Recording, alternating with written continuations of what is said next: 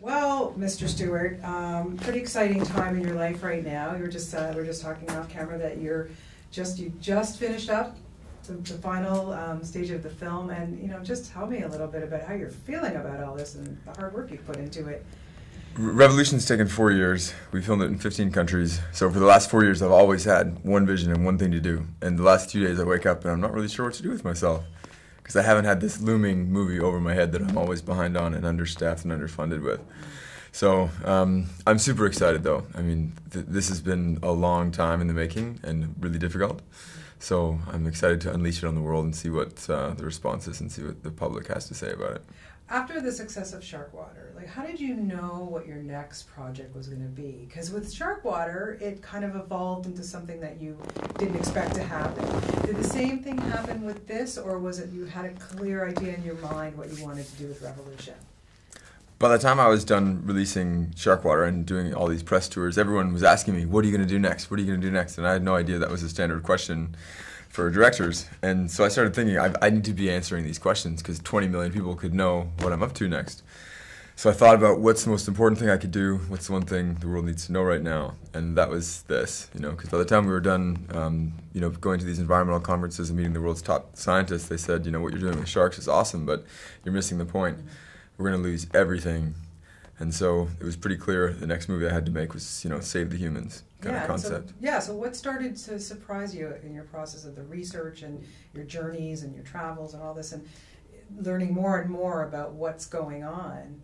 There's so much going on in the film. There's so much to talk about. You could probably do, an 80-hour documentary if you wanted to, because there's so much to tell us. So how did you start weeding things out and knowing what you wanted to do? I knew I wanted to take people on an adventure like Sharkwater was, where we'd unravel these threads, and through the journey and through sort of following this kid or this person, this ignorant person on this journey, you'd get to discover these things yourself. So it wasn't going to be me telling you what's going on the planet. It was going to be you discovering what's going on the planet.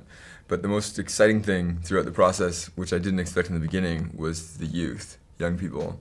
It is young people all over the world that are fighting these battles in the greatest ways possible, and they're fighting to take their future back. They're fighting for the ecosystems and species. And in the beginning, I didn't think that was going to be the case at all.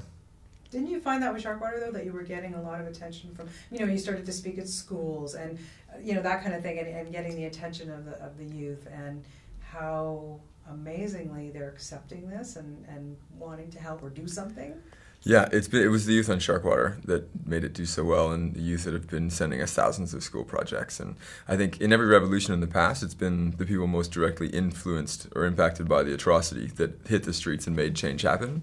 And now it's going to be kids. When you look at the numbers, by 2050, we're facing collapsing ecosystems all over the board, and kids are looking at that going, I'm going to be there, front and center for it. So I think they're going to battle to fight for their future. So what kind of surprised you the most during this process? Take me through you went to many countries around the world. It's got to have been like, oh my gosh, I don't even know how you kept it all together. And it gets more exciting than the next with each country and what you're finding there and the people that you're meeting. And that's been amazing. It was an amazing journey. It was very much a learning process for me all the way along, because in the beginning it was sort of like, what, we're all going to die? All the way through, 4 years trying to figure out, how we're going to save ourselves. And in the end, it was a very positive journey, a lot more positive than I thought it was, because there's, 1 million non-governmental organizations around the world that are all fighting for change and fighting to protect ecosystems and species and the future of humanity. And we have tools like Facebook and the internet and Twitter, so that as soon as there's an issue, 1 billion people can know what's going on. So we have the potential to turn this around very quickly. We just need everyone to know what's going on. And what Sharkwater taught us was that, because government policy changed in dozens of countries around the world, and now there's shark fin bans all over the place, it showed us that if we just educate people, if they just know what's going on, then they'll do the right thing, and they'll fight for sharks, or they'll fight for ecosystems. So I'm hoping that by releasing Revolution, that once everyone sees what's going on, we're going to all be sort of morally bound together to make better decisions. Yeah, I wanted to ask you about the power of social media. If you didn't have that now, do you think you'd be in the same place? It's just pretty amazing. I wouldn't think we'd have the same opportunity. Yeah, I think the ability of 1 billion people to come together and be made aware of an issue, to join groups, to have their message heard. I think we're going to be voting in these kinds of systems in the future, and one of the things we're trying to do with our conservation group is to try to align people with that and to show people and the public and kids particularly how they can use these tools to change the world. Yeah. It's amazing. What ultimately, I'm sure you faced tons of challenges making this, but just kind of take me through it and with each one, and what really kind of was adverse to you, that like, oh man, am I going to ever get this done, or things that surprised you that came up during the shoot, things like that. I thought financing Revolution would be a lot easier than Sharkwater was, and one of the biggest things that made this movie take so long was that we never really had the money. And I thought because Sharkwater was successful, we'd have millions of dollars, people would be giving us money and saying, go out and make movies. And at one point it looked like we had a fair bit of money. We had $5 million, we were shooting the movie all in 3D, it was going to be great. And then I was spray painted green and holding the biggest environmental rally in Canada's history in Ottawa. And I was saying, as the MC of the event, we don't just need Priuses and environmental policy, we need a revolution. And then all of our money fell away. And we went to having $150,000 to make this movie. So with that amount of money, I bought a bunch of plane tickets and 2 little cameras and left, basically, for a year and came back with the movie shot. So, I figured people would want to save humanity even more than they'd want to save sharks. But, there's a bit of, a denial in society, or people don't care as much. I mean, when I've described this movie to people, I've said it's a movie about how humans are going to survive the next 100 years. And a lot of the reactions I've gotten from people are, yeah, right, or good luck with that. Sort of thinking that, like, we're doomed. Wow. So I'm not sure, the general sentiment amongst the public is that we're in serious trouble and we're not going to do anything about it, or what. But I'm particularly excited to see and to show this positive perspective, to show that the world can change. It can change fast, and we can do it. Well, especially through, as we said, seeing it through the kids' eyes. There's that little boy that you speak to in the film who almost made me cry. Like, he's just so intelligent. How old was that kid? 12? I don't know, 10. Yeah. I mean, talking one-on-one with kids like that. Wow, I would think that you were just even still learning from them. I'm still learning from kids, absolutely. And I think what kids bring to the table is the fact that they're not entrenched in the system already.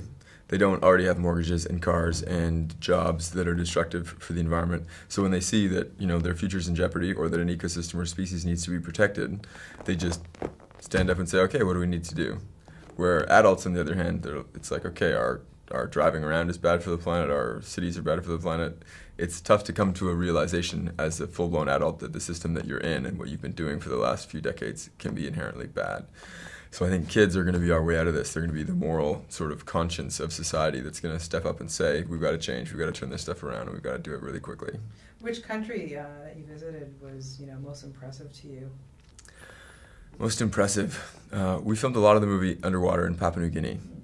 And Papua New Guinea is Coral Eden. It's where sort of life rebounded after the last extinction. The area with the greatest diversity of habitats and currents and life was Papua New Guinea. And so there's more species underwater there than anywhere else on Earth, and some of the most unique behaviors and critters. And we filmed some animals for this movie that I don't think anyone's ever seen before.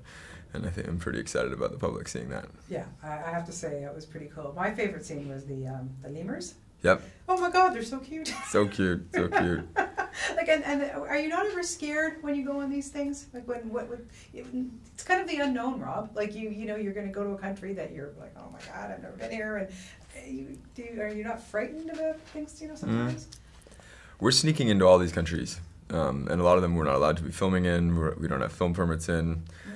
But I mean, that's sort of what we did on Sharkwater. So that, like, my film school 101 was Sharkwater, running around escaping arrest. And so, this next movie was the same sort of thing. But cameras have gotten a lot smaller. So with Sharkwater, we had 30 cases of camera equipment, and this one I'd have like 1 or 2, right, which look like suitcases. So I can move around a lot easier. Yeah, I'm sure. Wow, amazing. And you've also put out I guess it's a companion book to the recent book that you just put out, Save the Humans. Tell us a little bit about that. Save the Humans is sort of my life story, starting as a chubby fish nerd, going all the way up to making Sharkwater and Revolution. And so it takes readers on the journey, deeper, much deeper than the movie was, much more emotional than the movie was, and is trying to be an inspiration for young people. Because at every step in the way through this sort of process in my life, I sort of leaped before I thought, and got in way over my head But by getting it over my head, I managed to, come up with something cool. And because I was so indebted to the process of making the movie or making shark water, I had to get something cool out of it in the end. So it's sort of a lesson and a bit of an inspiration for kids to, go for their dreams and figure out what they want to do with themselves to save what we love. So there's obviously nothing wrong with being a fish nerd. Yeah, well, I think being a fish nerd's all right. I think so too. I think you turned out pretty well, so that's pretty good. You're a good inspiration. You've done so much since Shark Water, but what I just got yeah, sure, no problem. One of the most amazing accomplishments is the shark finning and what's been going on with that, and then getting it banned. Just tell us a little bit about that, and we've got to be so proud about that. Super proud. When Shark Water came out, there were 16 countries that have banned shark finning. Now there's more than 100. And at least 25 territories that have banned shark fin, where you can't own, possess, or sell shark fin, including Toronto. A year ago, in September, Toronto banned shark fin. You can't own it, possess it, trade it anywhere here. And that's really inspiring. And what it sort of proved to us was that humanity's good. All we needed was awareness. People needed to be educated that their consumption of this dish was causing the demise of one of the oldest, longest-lasting, most important predators the planet has. And then wham, the world changed. So that's a really great example and an inspiration for me to continue to educate people and trying to make movies to show people what's actually going on and hoping that they're going to do something about it. Yeah, and so at the end of the day, after people start seeing Revolution, what would be your proudest thing? What would you want them to take from it and do that would make you so happy? I want to get 1 billion people to see Revolution. And I think if that happens, then things will start to change, and governments will start to change, and we'll start electing better leaders, and we'll start creating better structures and corporations. And my most direct goals on it are to change the public's perspective so radically that the resulting revolution saves humanity.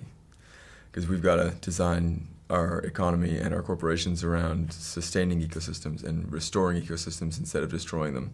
But right now, all of our economies are built on growth. And that growth comes at the cost of destroying and consuming our life support system. So we built a system that's doomed to fail, and we've got to turn that around as quickly as possible. But the governments and the corporations are making money off the way things are going right now. So it's going to take the public standing up and saying, I want this future, and then something will change. So anybody watching this interview now, what can they do immediately to help? Is there something they can donate to, or what can they just do? It might be a simple thing as to taking the bus as opposed to being in your car, or I don't know. What kind of suggestions do you have? There are a lot of simple things people can do to help save ecosystems, species, and ultimately humanity. The most important being talking about the issue. Only a few % of the planet knows what's going on right now. And until everybody knows what's going on, we're not going to get the kind of monumental changes we need to usher in to save our species and ultimately, have a bright future. So one, talking about the issue. The second is watch your consumption. A lot of our behaviors are destroying things that we depend on. Shrimp fisheries, for example, waste 85% of what they bring to the surface is killed and thrown back into the ocean as bycatch, contributing to humans wasting 54 billion pounds of fish every year, while 10 million people die of starvation. So, we need to be conscious of what we're buying. Where does our stuff come from? And what we consume, what we waste. Look at your garbage. What are you throwing out? Because that stuff doesn't go away. We know, on average, every human has about 1 pound of plastic in their bodies that we're using to build tissues and assimilate cells with. So, what we put into the outside world comes right back into us. Wow, amazing. Well, listen, I can talk forever, but I think you're getting your point across, which is the main important goal here, and it's fantastic. And I just want to wish you best of luck with this, and just try to have a good time at your premiere. Okay, relax a little and enjoy it a little. Thank you. Thank you. Thanks, Rob. And we have parting gifts for our guests. No way. Yes, sir. A whole suitcase? Yeah, a full suitcase.